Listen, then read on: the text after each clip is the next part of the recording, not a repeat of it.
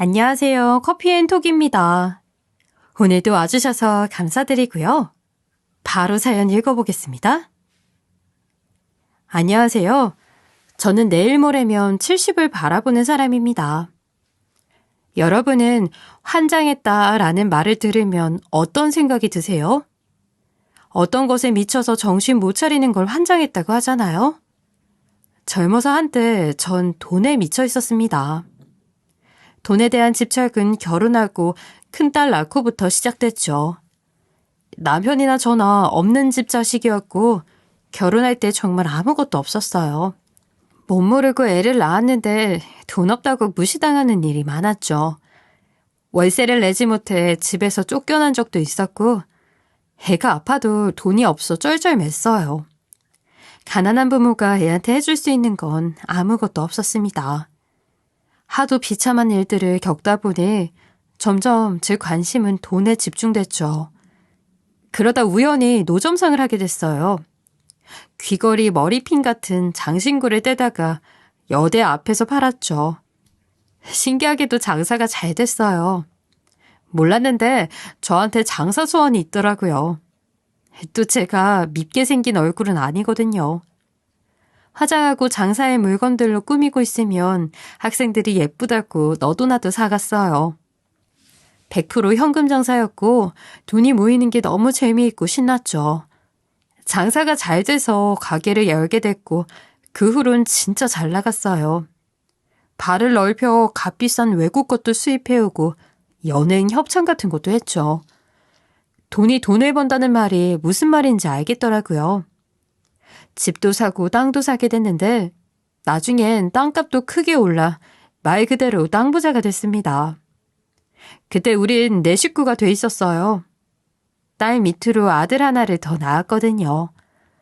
돈이 있으니 애들 키우는 게 훨씬 수월했어요. 애들 봐주는 분도 입주로 구하고 큰딸은 일찍부터 영어며 수영이며 안 가르친 게 없었어요. 대신 애들과 함께 있지 못했던 것 같아요. 그저 돈, 일이 전부였죠. 애들이 학교 들어갔을 때 제 사업은 크게 확장됐어요. 전속 디자이너도 있었고 제 공장도 있었죠. 성공한 사업가라고 신문 잡지에도 났고요. 하지만 엄마 역할은 거의 못하고 자랐어요. 늘 일이 먼저였거든요. 애들도 크면 다 이해해 줄 거라 생각했지만 그건 큰 착각이었어요. 큰딸은 유난히 사춘기가 심했죠. 겨우 시간을 내서 집에 가면 딸은 저한테 가시를 세웠습니다. 저만 보면 화를 내고 반항을 했어요. 내가 누굴 위해서 이렇게 일하는데 괘씸한 생각부터 들었죠. 엄만 돈이 최고지? 자식도 뒷전이고 그저 돈. 오늘 담임선생님이랑 상담하는 날인 거 잊었어? 왜 전화도 안 받는데? 아휴, 맞다. 엄마가 깜빡했어. 중요한 회의 있어서 못 받았네. 아니 근데 그럴 수도 있지. 왜 그렇게 화를 내? 좋은 집에 예쁜 방에 남부럽지 않게 다 해주는데 뭐가 문제야? 내가 누굴 위해 돈 버는데. 돈이 제일 좋으면서 내 핑계는 왜 대는데? 이럴 거면 날 왜 낳았어? 누가 낳아달랬냐고. 이 철딱선이 없는 거사. 너 아기였을 때 돈 없어서 분유도 못 먹일 뻔했어. 돈 없으면 어떻게 되는지 알아? 그만 좀 해. 옛날 얘기하면서 무조건 이해해달라고 하는 거 정말 싫어. 딸은 15살, 중학교 2학년이었고 저는 딸과의 갈등을 견딜 수 없었어요. 나중엔 애를 피하기만 했던 것 같습니다. 그해 초가을 전 일이 많아 야근을 하고 있었어요. 며칠 후에 사업차 회의로 나갔는데 그 전에 샘플을 만들어야 했거든요. 남편도 저와 같이 회사에 있었고요. 늦은 밤 딸 선화한테 전화가 걸렸어요. 머리가 아프다고 저보고 집에 올 수 없냐고 하더라고요. 어려서부터 딸을 키워준 아주머니가 같이 계신데도 딸은 고집을 부렸습니다. 꼭 엄마가 왔으면 좋겠다고요. 저는 딸이 억지를 부린다고 생각했어요. 아니 머리 아프면 두통약 먹고 자면 되지. 꼭 엄마가 가야 돼? 오늘 엄마 야근한다고 늦는다고 했잖아. 어린애처럼 떼쓰지 말고 이럴 시간에 얼른 자. 제가 못 가면 남편이라도 보내야 했는데 전 그때 일에 온통 정신이 팔려 있었죠. 그날 결국 회사에서 밤을 샜어요. 새벽이 돼서야 집에 갈 수 있었고 너무 찝찝해서 샤워부터 하고 딸 방으로 갔습니다. 선아야, 엄마 왔어. 괜찮아? 그런데 딸의 얼굴이 너무나 창백했어요. 믿을 수 없었지만 딸의 온몸은 차갑게 식어 있었습니다. 선아야, 어머, 얘가 왜 이래? 선아야, 일어나봐. 눈 좀 떠봐, 선아야. 평소 잠기가 밝은 딸은 제가 아무리 이름을 불러도 눈을 뜨지 않았어요. 전 미친 듯이 딸을 붙잡고 흔들었습니다. 그러나 소용없었어요. 간밤에 딸은 세상을 떠난 거였습니다. 믿지 못할 현실에 전 기절하고 말았어요. 그렇게 딸은 허망하게 제 곁을 떠나고 말았죠. 영원히 돌아오지 못할 곳으로요. 그날 밤 제 딸은 다른 날과 다르게 머리가 아팠고 누구보다 엄마가 필요했는데 외면당한 거였어요. 제가 집에 왔더라면, 응급실에 데려갔더라면 어떻게 됐을까? 우리 선아는 지금 살아있지 않았을까? 가슴이 찢어지다 못해 온몸이 불에 타는 것만 같았습니다. 돈이 뭐라고 하나밖에 없는 딸을 그렇게 외롭게 보낸 건지 제 자신이 너무 싫고 혐오스러웠어요. 딸 장례식을 어떻게 치렀는지 모르겠어요. 거의 실성한 채 통곡하다 기절하기만을 반복했었죠. 딸을 그렇게 보낸 뒤 집에서는 단 한순간도 있을 수가 없었어요. 전 깊은 산속으로 숨어버렸습니다. 친정오빠의 산장에 들어가 죄인처럼 살았어요. 갑자기 누나를 잃은 제 아들, 대선인 그렇게 엄마와 생이별을 하게 됐습니다. 그런데 어쩔 수 없었어요. 전 이미 온전한 정신이 아니었기 때문에 떨어져 사는 게 나았습니다. 남편은 저를 이해하고 보내줬어요. 대선이는 걱정 마. 내가 잘 돌볼게. 그런데 여보, 부탁 하나만 할게.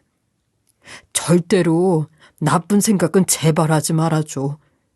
그건 선아도 바라는 게 아닐 거야. 당신한텐 아들 대선이가 있어. 혼자가 아니라고. 대선이 생각해서라도 어떻게든 이겨내야 돼. 무슨 말인지 알아들어? 전 대답도 제대로 못하고 집을 떠났어요. 강원도 깊은 산골에 들어가 죄인처럼 지냈죠. 저 스스로한테 벌을 준 거였어요. 냉골에 먹을 것도 제대로 없었지만 몸이 힘든 게 차라리 나았습니다. 그렇게라도 해야 아픔을 견딜 수 있었어요. 2, 3일 굶는 건 일도 아니었죠. 그러다 쓰러져 죽을 위기도 넘겼고요. 하지만 마음을 고쳐먹게 됐어요. 남편 말대로 이렇게 죽어서 딸을 만나면 원망을 들을 것 같았죠. 전 조금씩 먹기 시작했고 마음을 추스르기 시작했어요. 그 사이 아들은 엄마 없이 자랐어요. 남편이 아들을 다 케어하고 혼자 키웠죠. 그 또한 슬픈 운명이었어요. 그렇게 10년이 훌쩍 넘는 시간이 흘렀고 아들은 25이 됐어요. 그제야 군대를 가게 되었죠. 아들이 입대한다는 남편의 전화를 받고 저는 산에서 내려올 결심을 하게 되었어요. 오랜 세월 산에서 지내면서 마음의 병은 나아졌고 아들이 너무나 안쓰럽게 여겨졌죠. 군대 가기 전 일주일이라도 함께 지내고 싶었어요. 그리고 아들을 보게 된 날 저는 감격하고 말았습니다. 우리 대선이가 너무 잘 커졌더라고요. 머리가 희끗한 남편 옆에 젊었을 때 남편을 꼭 닮은 아들이 서 있었어요. 대견함과 슬픔이 한꺼번에 밀려들었죠. 아들이 장성한 청년이 되도록 난 뭐했나. 엄마 없이 잘 커준 아들에게 고맙기도 하고 미안하기도 했어요. 그리고 놀랍게도 아들은 저를 원망하지 않는다고 했어요. 오히려 절 이해한다는 그 말이 더 가슴을 아프게 했죠. 어머니 울지 마세요. 좋은 날 외우세요. 그리고 소개해드릴 사람이 있어요. 누구? 친구? 예, 여자친구요. 대선이 뒤에서 너무 예쁜 아가씨가 나오더니 공손하게 인사를 하더라고요. 전 너무 당황해서 아무 말도 못했어요. 그 아가씨가 글쎄 우리 대선이 여자친구라는 거였죠. 이름이 초연이라는 그 아가씨는 수줍게 웃었고 남편도 흐뭇하게 보고 있었죠. 여보, 긴장 풀어. 왜 이렇게 땀을 흘려? 전 너무 당황해서 식은땀까지 흘리고 있었어요. 초연인 저한테 손수건을 주더라고요. 어머니, 이걸로 땀 닦으세요. 제가 어머니 드리려고 준비한 거예요. 이 자수도 제가 직접 놓은 거예요. 아이고, 그래요? 곱기도 하다. 정말 고마워요. 아들 여자친구까지 소개받고 정신없는 일주일이 흘렀어요. 아들이 입대하는 날, 전 눈물을 참았습니다. 엄마라고 많은 시간 함께하지도 못했는데 군에 가는 날까지 눈물을 보여주기 싫었어요. 대선이도 그런 엄마 마음을 아는지 신고 웃어 보이고는 입대를 하게 됐습니다. 그리고 시간이 흘러 초연이는 제 며느리가 됐어요. 아들이 군대에 가 있는 동안 전 그 애와 많은 시간을 함께 보냈습니다. 아들 면회도 함께 가고 단둘이서 여행도 갔죠. 초연이는 집이 지방이었고 학교 근처에서 자취를 하다가 서울에 취직을 했어요. 그러면서 아들이 제대할 때까지 기다리더라고요. 전 초연이가 한결같이 좋았어요. 같이 있으면 제 마음까지 밝아졌죠. 심성이 곱고 배려심도 많은 아이였어요.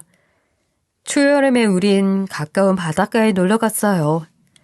바람도 시원하고 바다도 예쁘고 기분이 좋더라고요. 한편으론 초연이한테 미안한 마음도 들었습니다. 이렇게 좋은 날 애인이랑 데이트도 하고 싶고 친구들도 만나고 싶지 않을까 그런 생각이 들었죠. 초연아, 나한테 너무 신경 쓰지 않아도 돼. 이제 서울 생활에 적응 다 했어. 답답하면 대선 아빠랑 등산을 해도 되고. 너도 이렇게 좋은 날 친구들이랑 놀러 가는 게 더 좋지 않아? 바쁠 텐데 나한테까지 이렇게 시간을 쓰면 되겠어? 어머니 그렇게 말씀하시면 서운해요.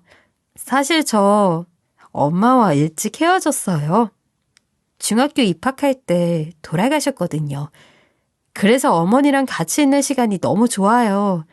대선이가 제대해도 어머니랑 데이트하는 거 계속하고 싶은걸요? 뭐? 그게 정말이야? 엄마랑 그렇게 일찍 헤어졌어? 전 너무 놀랐습니다. 교통사고로 엄마를 잃고 초연이는 아빠 여동생과 셋이 살았대요. 서울로 대학을 오는 것도 큰 결심이 필요했더라고요. 여동생이 초연이를 못 가게 말려서 대학 등록을 포기할 뻔했다는 얘기도 들었죠. 그럼 동생은 지금 몇 살이야? 대학은 다녀? 동생은 고등학교 졸업하자마자 공무원 준비해서 도청 다녀요. 저보다 더 야무져요. 돈도 많이 모았고요.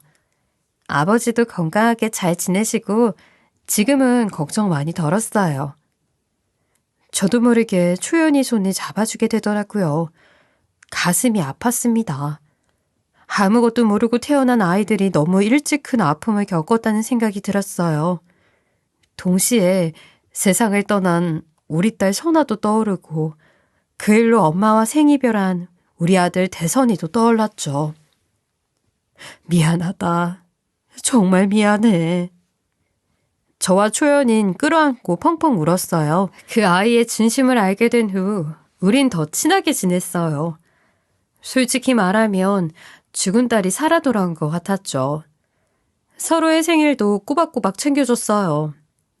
초연이 생일에는 제가 집에 불러서 미역국도 끓여주고 갈비찜도 해줬죠. 시간이 흘러 아들은 제대를 했고 둘은 정말 결혼을 하게 됐어요. 대선이는 대학을 졸업하고 군에 갔기 때문에 돌아오자마자 취업 준비를 해서 회사에 들어갔죠. 대선이가 취업이 되자 바로 결혼 얘기가 나왔어요. 일사천리로 상견례를 하고 결혼식 날짜까지 잡았습니다. 우리 부부는 아들 내외한테 집을 사주려고 했어요. 그런데 뜻밖의 이야기를 듣게 됐죠. 아들 며느리가 글쎄 같이 살자고 하는 거였어요. 남편과 저는 진심으로 놀랐습니다. 아이, 누구 생각이냐 그게. 같이 살다니. 신혼은 오붓하게 둘이 보내야지. 초연아, 아이, 혹시 대선이가 그러자고 하디? 솔직히 말해봐. 우린 당연히 따로 사는 줄 알고 있었어. 집도 사주려고 했고. 괜히 무리하지 않아도 된다. 아니에요, 어머니. 우리 둘이 같이 생각한 거예요. 대선이도 신입사원이라 정신없을 거고 저도 회사 일 바빠서 도움이 조금 필요해요.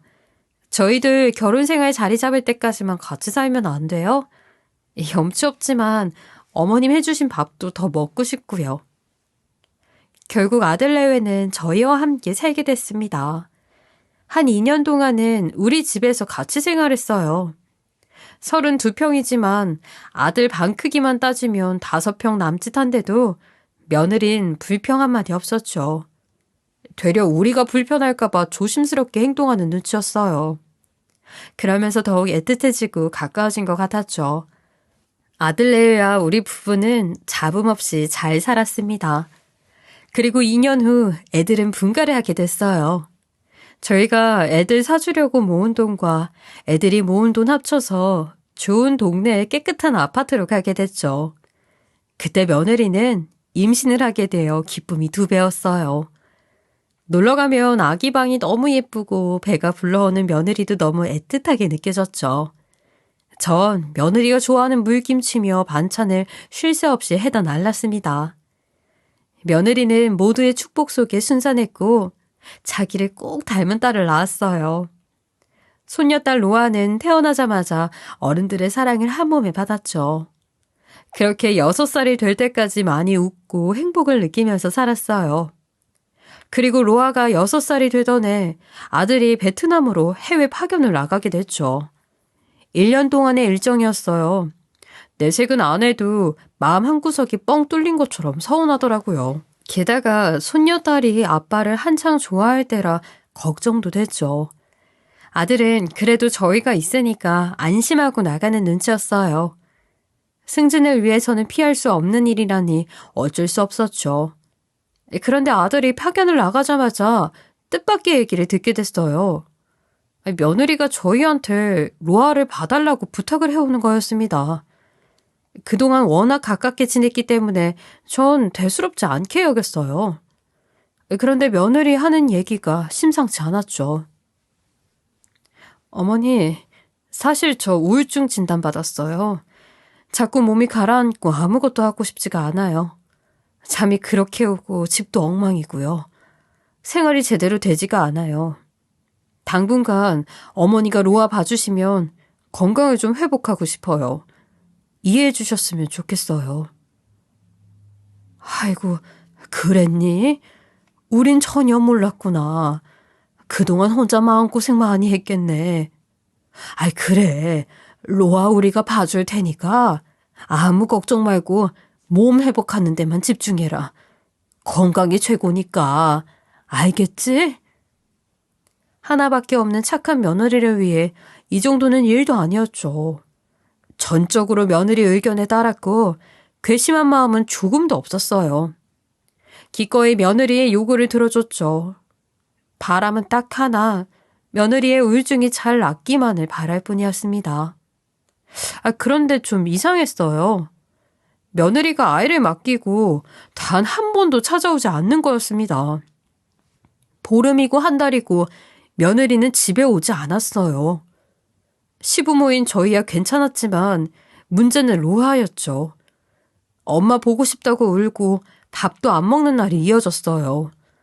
저는 애가 탔고 손녀 보는 게 곱절은 힘이 들었습니다.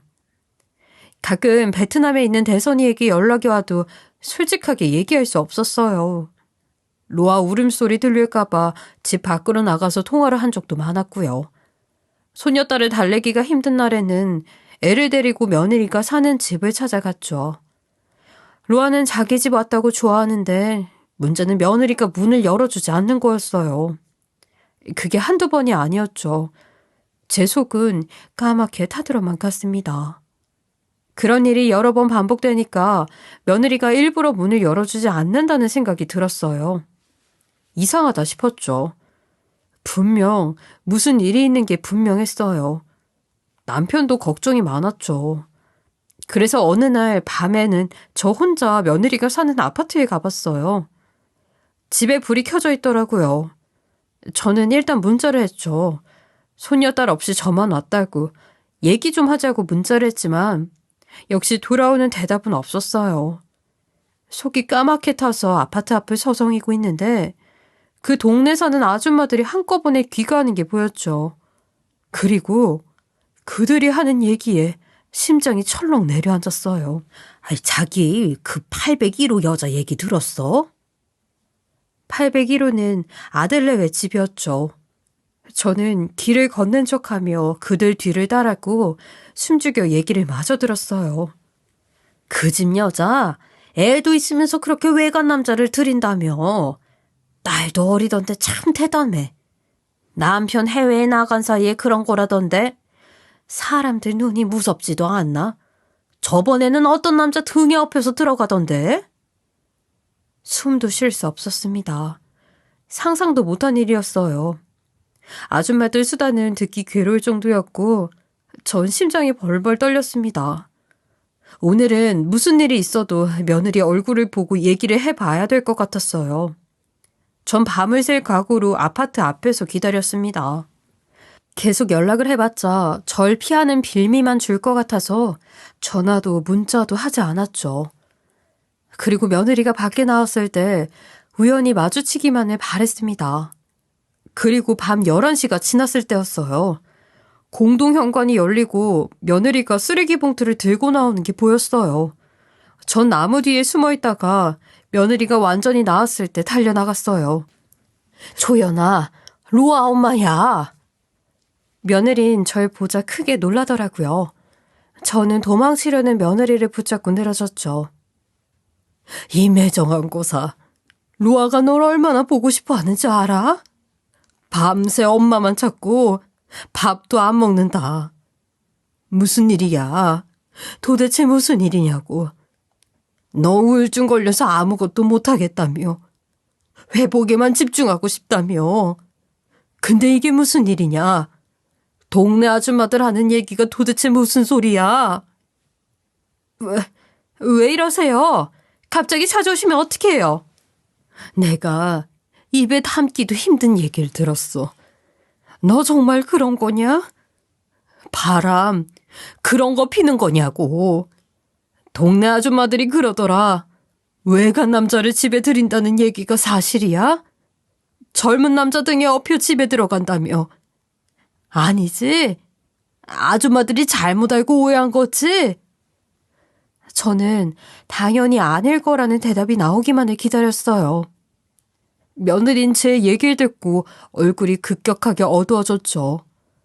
그런데 돌아온 대답은 절 무너지게 만들었어요. 맞아요. 다 사실이에요. 뭐라고? 사실이야? 너 미쳤니? 미쳤어! 며느린 변명조차 하지 않았고 전 그 자리에 주저앉고 말았습니다. 흐릿한 의식 속에 손녀딸과 아들의 모습이 떠올랐어요. 저는 며느리 다리를 잡고 오열했어요. 네가 어떻게 이럴 수 있냐고. 그 소문이 어떻게 사실일 수 있냐고. 내가 잘못 들은 거 아니냐며 매달렸지만 며느리는 차갑고 냉정하기만 했습니다. 가라고, 다신 찾아오지 말라는 말만 하더라고요. 어떻게 집에 돌아왔는지 기억도 나지 않습니다. 전 밥도 물도 목구멍에 넘길 수 없었죠. 그리고 얼마 안가 베트남에 있는 아들로부터 연락이 왔어요. 술에 잔뜩 취한 목소리였고 아들은 꼬인 혀로 이혼 얘기를 꺼내더라고요. 며느리와 이혼을 해야겠다고, 이제 돌이킬 수 없다고 하면서요. 그러면서 손녀딸인 로아를 키워줄 수 있냐고 하는데 가슴이 찢어질 것 같았죠. 전 아들에게 로아 걱정은 하지 말라고, 살다 보면 별일이 다 있지만 그것도 시간이 지나면 다 잊혀진다고 아들을 달랬어요. 곁에 있으면 안아주기라도 할 텐데 먼 나라에 있는 아들과 통화밖에 할 수 없으니 제 마음은 더 타들어갔습니다. 로아 걱정은 하지 마. 엄마가 정성 들여 키울 테니까. 그리고 아들아, 사람 마음 한 번쯤은 흔들릴 수 있는 거야. 로아 엄마가 이혼을 하자고 해도 한 번쯤은 묻고 살아갈 수 있는 거라고. 거기서 성급하게 결정하지 말고 서울 와서 제대로 얘기를 해보는 게 어떻겠니? 너희 얼마나 오래 만났어. 어떻게 이혼이 이렇게 쉬워? 하지만 아들은 화를 낼 뿐이었어요. 젊은 혈기에 쉽게 용서는 안 되겠지만 로아를 봐서 다시 생각해보라고 말려도 보고 타일러도 봤지만 소용이 없었어요. 남편과 저는 크게 상심했죠. 결국 아들과 며느리는 이혼 도장 하나로 남남이 돼버렸어요. 둘은 조용히 합의 이혼을 했습니다. 며느리는 재산 분할도 바라지 않는다며 홀연히 떠났어요. 어쩌면 그렇게 이혼이 깔끔하고 조용한지 배신감마저 들었습니다. 아내를 절대로 용서할 수 없다는 아들도 미웠고 변명 한마디 없이 이혼만 요구한 며느리도 너무 미웠어요. 딸을 포기하는 일도 며느리에겐 너무나 쉬워 보였죠. 양육권, 친권 다툼도 없이 며느리는 모든 걸 다 마다하고 이혼을 했습니다. 소녀는 엄마를 찾다 포기했는지 점점 엄마 소리하는 게 줄었어요. 이걸 다행이라고 해야 할지 제 가슴에 시퍼렇게 멍이 들었죠. 며느리가 떠난 집을 정리하는 것도 제 몫이었어요. 아들은 그 집엔 발도 들여놓기 싫다고 하더라고요. 어쩌겠어요. 제가 아들네에 살던 집에 가봤습니다. 약봉지가 그렇게 많을 수가 없었어요. 실제로 며느리는 우울증이 심한 것 같았죠. 아들도 로아 엄마가 우울증까지 거짓말로 꾸며낸 건 아니라고 했어요. 꽤 오래전부터 우울증을 알아와서 자기도 잘 안다고 했었고요. 휴지통에도 약봉지가 많았습니다. 전 집을 치우다 주저앉아 엉엉 울었어요. 아들이 입대하던 날, 처음 며느리를 만났던 날부터 지금까지 일들이 주마등처럼 스쳐갔죠. 둘 사이 왜 이렇게 된 건지 가슴이 아렸어요. 로아방에서 물건을 들고 나오는데 눈물이 앞을 가렸습니다. 엄마 사랑을 듬뿍 받고 자라던 소녀딸에게 이 상황을 어떻게 설명해야 할지 당황스러웠죠. 그런데 로아는 어느 순간부터 엄마를 전혀 찾지 않았어요. 제가 엄마 보고 싶지 않아 물어보면 엄마가 긴 여행을 떠났다고 해서 깜짝 놀랐습니다. 누가 얘기해줬냐고 했더니 아빠가 그랬대요. 소녀는 엄마가 아파서 병 고치러 멀리 갔다고 하더라고요. 로아는 그 작은 손으로 제 눈물까지 닦아줬어요. 소녀딸은 어느새 이렇게나 자라 있었습니다. 그날 밤 저와 남편은 새롭게 약속했어요. 죽는 날까지 모든 걸 다 바쳐서 손녀를 바르게 키우자고요. 아들은 저희와 같이 살긴 했지만 정신없이 일만 했어요. 내색하진 않아도 이혼의 아픔을 잊기 위해 그렇다는 걸 전 알고 있었죠. 어느새 시간은 흘러 손녀딸 로아는 초등학교에 입학하게 되었어요. 그때까지 지난 아픔 다 잊고 살자 얼마나 다짐했는지 몰라요. 며느리에 대한 기억은 싹 다 잊으려고 노력을 많이 했죠. 그런데 그해 설날 이상한 일이 벌어졌어요. 아침 일찍 떡국을 먹고 남편과 아들, 로아는 집안 어르신한테 인사를 하러 나갔어요. 저 혼자 주방 정리를 하고 있는데 현관벨 소리가 들렸죠. 올 사람이 없는데 이상했어요. 누구세요? 그리고 들려온 목소리에 전 기절을 하는 줄 알았습니다. 글쎄, 이혼하고 자취를 감췄던 며느리가 문 밖에 떡하니 서 있는 거였어요.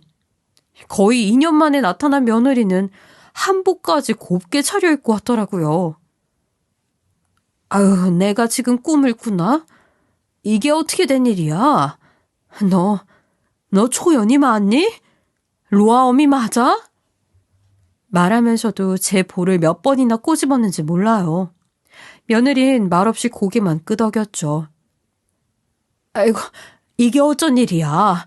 무슨 일로 찾아왔어? 전 너무 놀랐지만 더 내색하지 않았어요. 제 반응에 다시 돌아간다고 할까봐 침착한 척 했습니다. 들어와라.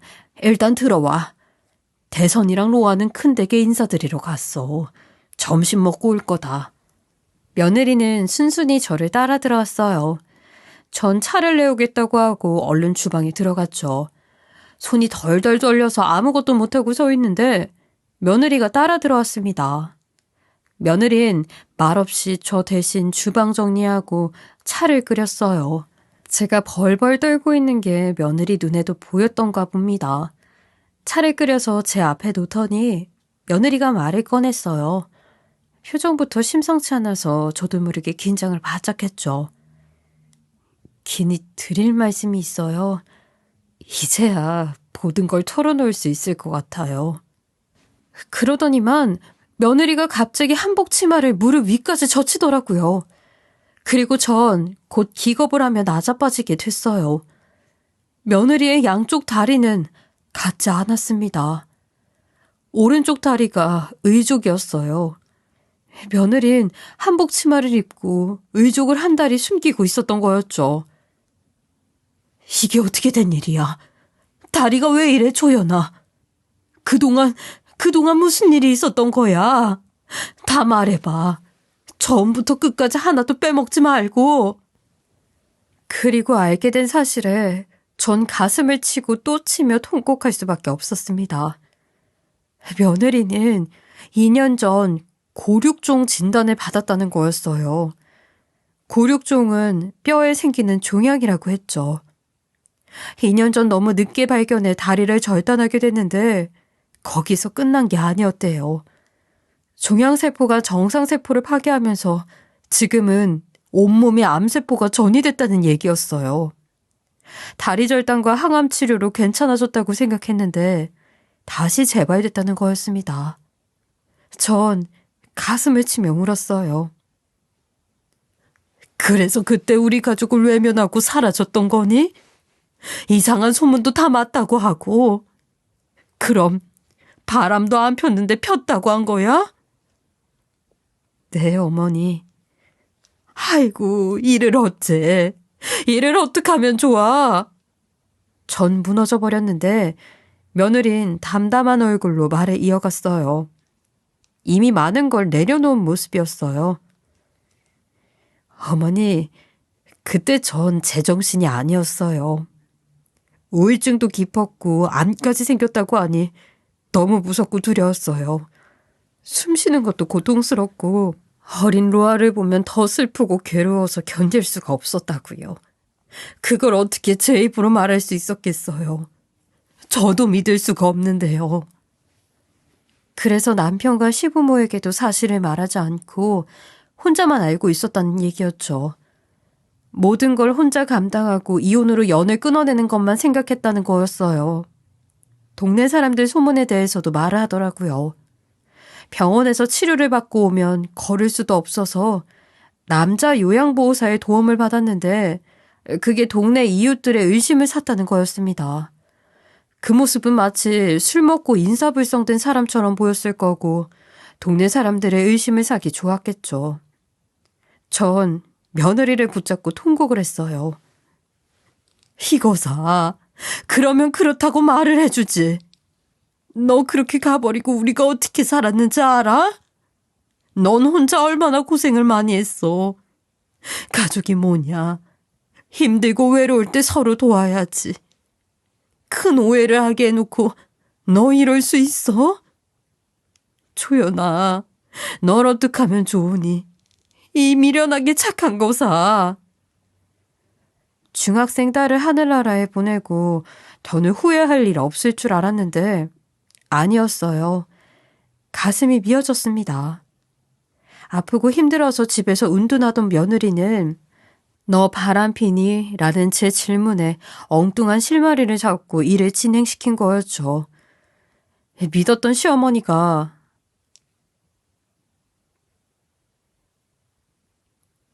그런 말을 하니 더 절망적이기도 했을 거고요.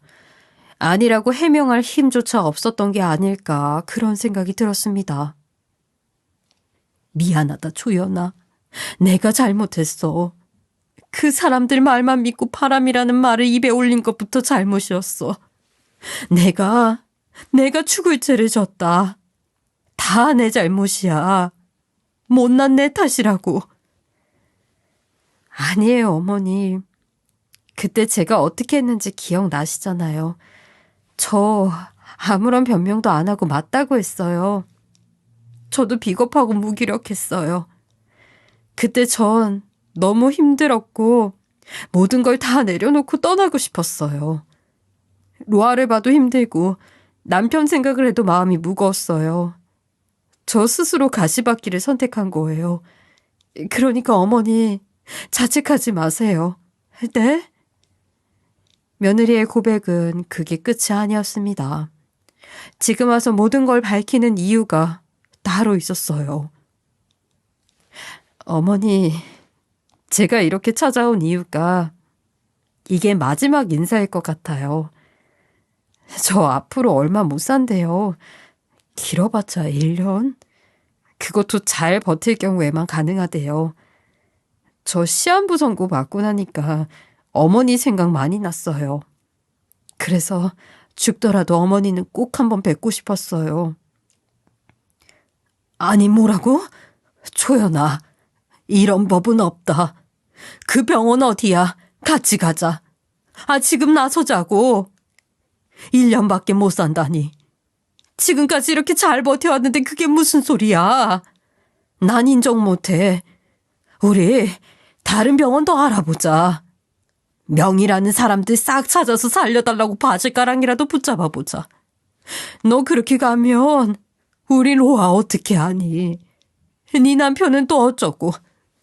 하늘이 어떻게 이렇게 무심할 수가 있어. 착한 네가 무슨 죄가 있다고. 차라리 날 데려가지. 저는 며느리를 붙잡고 가슴을 내리쳤어요. 새빨갛게 피멍이 들어도 상관없었죠. 비통함에 가슴이 터져 나갈 것만 같았습니다. 제 딸과 초연이가 일찍 세상을 떠나는 게 모두 다 제 탓인 것만 같아 너무 가슴이 아팠어요. 결국 이 사실을 아들과 남편도 알게 됐습니다. 아들은 회사도 그만두고 아내의 마지막을 지켰어요. 손녀딸도 병원에 있는 엄마를 자주 보러 갔고요. 며느리는 모든 걸 초월한 듯 담담하게 지내다가 가족들이 지켜보는 가운데 세상을 떠났습니다. 우리 며느리가 눈을 감은 날은 초여름이었는데 유난히 밝고 화창했어요. 우리 며느리는 이런 날씨를 참 좋아했죠. 아직도 귀에 생생하네요. 언젠가 같이 나들이를 갔을 때 며느리가 저한테 이런 얘기 한 적이 있거든요. 가끔 어머니가 진짜 우리 엄마 같아요. 저 어머니 때문에라도 대선이랑 못 헤어져요. 어머니 오래 봐야 하니까 저 대선이 옆에 꼭 붙어 있을 거예요. 대선이 제대하면 결혼할 거니까 그런 줄 아세요? 저 어머니 절대 안 놓쳐요. 그랬던 아이가 이젠 누구보다 멀리 제 곁을 떠났네요. 전 지금도 눈물로 하늘에 편지를 씁니다. 초연아, 사느라 애 많이 썼다. 로아는 걱정 마. 우리가 잘 키울게. 그리고 너 절대 안 잊어. 너는 내 딸이나 마찬가지였어. 이제 다 잊고 하늘에서 편히 쉬거라. 착한 우리 며느리. 네가 내준 숙제 다 마치고 나도 언젠가는 그곳으로 갈 테니 만약 거기서 내 딸을 만난다면 둘이 잘 지내고 있으렴. 그리고 잘 기다리고 있어. 딸 선아 옆에 우리 며느리 초연이도 있겠죠. 그 예쁜 아이들이 하늘나라에서 잘 지내기만을 바랄 뿐입니다. 가끔 우리 아들 또한 아픈 며느리를 헤아려 주지 못하고 쉽게 이혼을 했다는 죄책감과 자책감에 너무 힘들어하곤 해요. 그럴 때마다 저는 무슨 말로도 위로를 못 하겠더라고요. 그저 아들의 등을 쓸어내려주는 것밖에는요. 아마 며느리 또한 이해를 할 거라고요. 그렇게 저는 며느리를 꼭 닮은 손녀딸 로아를 위해 오늘도 맛있는 저녁을 차릴 생각입니다. 제 이야기는 여기까지고요. 긴 이야기 들어주셔서 감사합니다. 지금까지 커피앤톡이었습니다. 오늘도 끝까지 함께 해주셔서 감사하고요. 다음 영상으로 또 찾아뵙겠습니다.